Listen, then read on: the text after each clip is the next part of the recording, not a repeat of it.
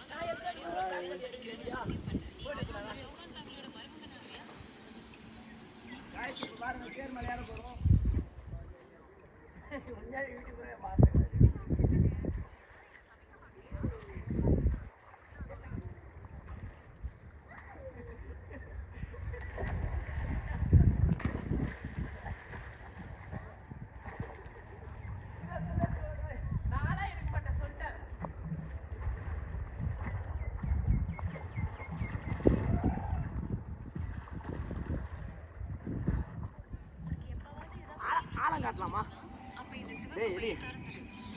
தெரியுதா? தெரியுது. எவ்வளோ ஆழம் இருக்குன்னு பாருங்க. ரொம்ப ஆழம் கிடையாது. இப்போ ஆளுமே இல்லை ஆக்சுவலாக. அங்கே மட்டும் ஆளு இல்லை.